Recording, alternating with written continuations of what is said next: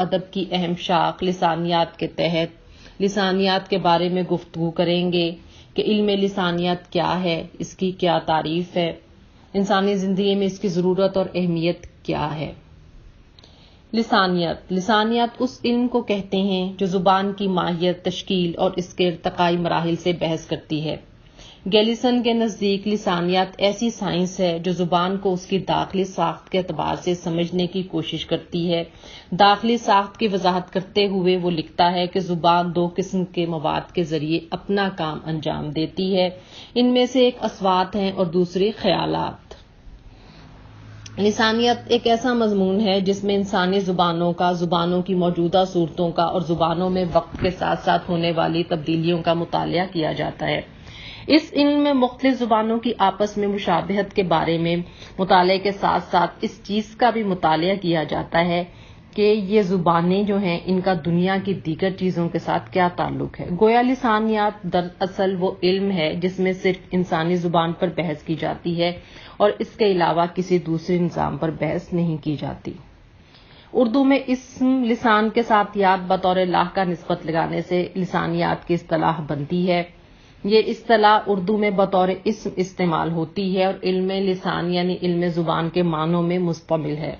گویا یہ علم زبان کی تاریخ اور تشکیل کو موضوع بناتا ہے۔ بالفاظ دیگر لسانیات میں زبان کا عمومی اور نظریاتی مطالعہ کیا جاتا ہے، جس کے ذریعے یہ معلوم کیا جاتا ہے کہ زبان کیا ہے، زبان کا نظام اور اس کے اجزاء ترکیبی کس طرح کام کرتے ہیں اور ان کا باہمی ربط و عمل کیا ہے۔ اس نظریاتی مطالعے کا مقصد زبان کی مختلف سطحوں، صوتیاتی، صرفی، نحوی اور معنیات کے ذریعے اور معنیات کے بارے میں کلی یونیورسل قواعد و اصول وضع کرنا ہے، جن کا اطلاق دنیا کی زیادہ سے زیادہ زبانوں پر ہو سکے۔ جدید ماہر لسانیات عہد حاضر کی لسانی تحقیقات کی روشنی میں اب اثر نو حقائق اور معارف کے جستجو میں لگے ہوئے ہیں، جس کی وجہ سے لسانیات کی وسعت اور مقبولیت میں بڑی تیزی سے اضافہ ہو رہا ہے۔ سائنسی ترقی سے زبان کا مطالعہ لسانیات کہلاتا ہے۔ ہوکٹ کے نزدیک لسانیات سے مراد معلومات کا وہ ذخیرہ ہے جو کہ ماہر لسانیات کو اپنی تحقیقات کے نتیجے میں حاصل ہوتا ہے۔ لوئنس کہتا ہے کہ لسانی نظریے کو قائم کرنے کے لیے ضروری ہے کہ زبان سے متعلق جو امور و مشاہدہ میں آئیں انہیں استقرائی کلیہ سازی کی بنیاد پر منظم طور پر بیان کیا جائے۔ روبنز کے نزدیک انسانی زندگی میں زبان کو جو مقام حاصل ہے اور زندگی کی ضروریات کو پورا کرنے کے لیے زبان جو خدمات انجام دیتی ہے، اپنے طریقہ کار کی جس طرح تنظیم کرتی ہے، ماہر لسانیات اسے سائنسی طور پر سمجھنے کی کوشش کرتا ہے۔ ان تمام تعریفوں سے یہ بات واضح ہوتی ہے کہ لسانیات سے مراد زبان کے بعض مخصوص امور کا سائنسی مطالعہ ہے۔ یوں تو زبان کے بارے میں انسان نے تہذیبی ارتقاء کے ابتدائی ادوار ہی میں غور کرنا شروع کر دیا تھا، مگر ہمارے ہاں قدیم یونان سے پہلے کے شواہد موجود نہیں، صرف فلسفیوں کی دلچسپی کا سامان ہوا کرتی تھی۔ زبان کو ایک فلسفیانہ موضوع کے طور پر سب سے پہلے افلاطون اور ارسطو نے اختیار کیا۔ افلاطون وہ پہلا شخص ہے جس نے اسماء و افعال یعنی ناؤنز اینڈ وربز کو الگ الگ کیا، لیکن خود مغربی مفکرین کی تحقیق کے مطابق لسانیات یونانیوں سے نہیں ہندوستانیوں سے شروع ہوئی۔ تاریخ انسانی کا سب سے پہلا ماہر لسانیات جسے بجا طور پر بابا لسانیات کہا جاتا ہے پانینی ہے۔ پانینی چوتھی قبل مسیح میں پشت کلاوتی میں پیدا ہوا۔ پشت کلاوتی موجودہ چارسدہ کا پرانا نام ہے۔ چارسدہ پشاور سے 29 کلومیٹر کے فاصلے پر واقع ایک قصبہ ہے۔ پانینی نے سنسکرت گرامر کے 3959 قوانین وضع کیے۔ چوتھی صدی قبل مسیح میں جب ایتھنز میں افلاطون اور ارسطو زندہ تھے اور فلسفے کی بنیادیں استوار کر رہے تھے تو پانینی لسانیات کے ابتدائی اصول لکھ رہا تھا۔ پانینی کی کتاب 8 ابواب پر مشتمل ہے جو کہ ہندو مذہب کی مقدس کتابوں یعنی ویدوں کے مطابق ویدوں کے مطالعے میں بنیادی اصول کی حیثیت رکھتی ہے۔ پانینی ہی نے سب سے پہلے علم اشکال، علم اصوات، علم العلامات اور گرامر کی سائنس کا مطالعہ شروع کیا۔ سر ولیم جونز نے رائل ایشیاٹک سوسائٹی کلکتہ کو ایک ریسرچ پیپر کے ذریعے بتایا کہ سنسکرت، یونانی، کیتھولک اور جرمن زبانوں میں حیران کن مماثلتیں پائی جاتی ہیں۔ انڈو یورپین خاندان میں شامل زبانیں زیادہ تر یورپ کی جدید زبانیں ہیں۔ قدیم اناطولیہ ترکی میں ایک زمانے میں انڈو یورپین زبانیں بولی جاتی تھیں۔ وسطی ایشیا کا زیادہ تر حصہ جو منگولوں کے حملوں تک انڈو یورپین زبانیں بولتا تھا، فی زمانہ 445 انڈو یورپین زبانیں بولی جاتی ہیں۔ نان انڈو یورپین زبانوں میں عربی، عبرانی، ترکی اور چائنیز وغیرہ شامل ہیں۔ 19ویں صدی کے وسط میں چارلس ڈارون کی مشہور کتاب اوریجن شائع ہوئی۔ نظریہ ارتقاء پر اتنا مضبوط مقدمہ سامنے آنے کے بعد محققین کے لیے لازم ہو گیا کہ اپنی انڈو یورپین لینگویجز کے نظریے کو ڈارون کے نظریہ ارتقاء کے پہلو بہ پہلو رکھ کے دیکھیں۔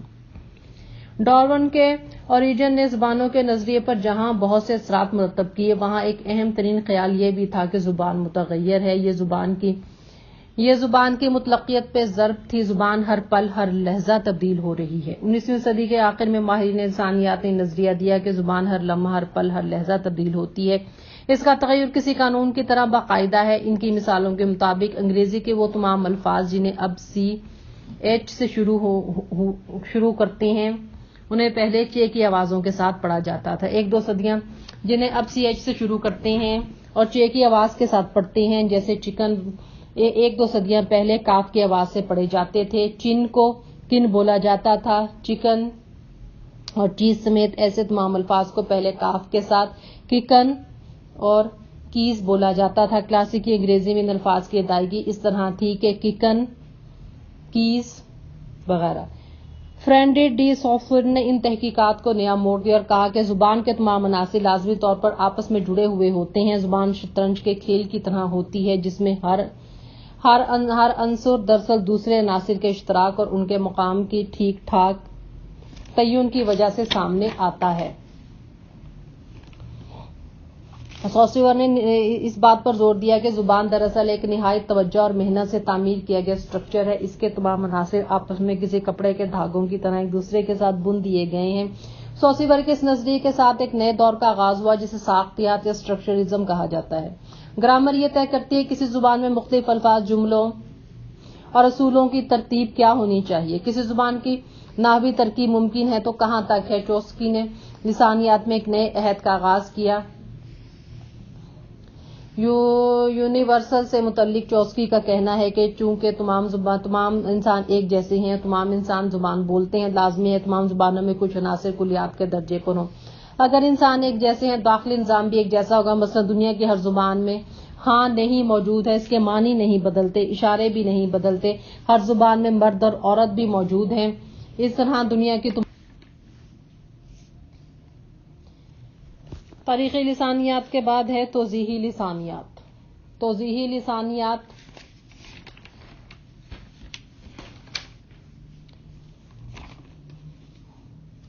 زبان کی توضیح و تشریح مطالعے کو توضیحی لسانیات کہا جاتا ہے۔ اس مطالعے کا مقصد زبان کی ساخت اسٹرکچر معلوم کرنا ہوتا ہے، اس لیے اس کو ساختی لسانیات بھی کہا جاتا ہے۔ اس میں کسی ایک معینہ اور مقررہ مدت اور جگہ کی زبان کا توضیحی مطالعہ کر کے اس کی صوتیاتی، صرفی اور نحوی نظام یا ساخت کا پتہ لگایا جاتا ہے۔ ہر زبان اپنی ساخت کے اعتبار سے دنیا کی دوسری زبانوں سے مختلف ہے، جس کی بنا پر ہم اسے لفظ زبان یا بولی قرار دیتے ہیں۔ توضیحی لسانیات میں زبان کی آوازوں اور صوتیوں کے استعمال اور وقوع کی تفصیلات کے علاوہ زبان کے صرفی اور نحوی نظام کا تجزیہ بھی کیا جاتا ہے۔ توضیحی لسانیات میں زبان کی توضیح ان سطحوں پر کی جاتی ہے: صوتیات میں زبان میں آوازوں کی ادائیگی کا مطالعہ کیا جاتا ہے۔ یہ آوازیں کس طرح پیدا ہوتی ہیں، ان کی درجہ بندی کس طرح سے کی جاتی ہے۔ اس مطالعے میں آوازوں کی تشکیل، ادائیگی، ترسیل، نیز آوازوں کے ان مخارج اور دیگر اعتبار سے درجہ بند کیا جاتا ہے۔ اس کے بعد ہے فونیمات، فونولوجی۔ فونیمات میں ان طریقوں کا مطالعہ کیا جاتا ہے جن سے کسی ایک زبان کی امتیازی اصوات کی اکائیوں کو معلوم کیا جاتا ہے۔ فونیم سے امتیازی آوازوں کی وہ تعداد مراد ہے جو کسی بھی زبان میں محدود ہے۔ اس کے بعد ہے صرف۔ صرف یعنی صرفیات وہ علم ہے جس میں لفظوں کی جوڑ توڑ، ان کے استعمال کا قاعدہ بیان کیا جاتا ہے۔ صرف سے مراد کسی زبان میں موجود چھوٹی چھوٹی صرفی اکائیوں کا مطالعہ ہوتا ہے۔ اصل میں یہ لفظ کی سطح تک زبان کا صرفی مطالعہ ہے۔ ایسے اصول ضوابط جن کے ذریعے ایک کلمے سے دوسرا کلمہ بنانے اور تبدیلی کا طریقہ معلوم کیا جائے صرفیات کہلاتا ہے۔ اس کے بعد ہے نحویات۔ علم نحو کسی زبان کے جملوں کی ساخت، جملوں میں لفظوں کی ترتیب اور قاعدوں کا نام ہے۔ نحویات کا لغوی معنی کنارہ، راستہ یا ارادہ کے اصطلاح میں وہ علم جس میں ایسے قواعد بیان کیے جائیں ذریعے اسم فعل حرف کے آخر میں تبدیلی واقع ہو، نحویات کہتے ہیں۔ معنیات میں ان طریقوں کا مطالعہ کیا جاتا ہے جس میں زبان کے معنی سمجھنا درکار ہوتے ہیں۔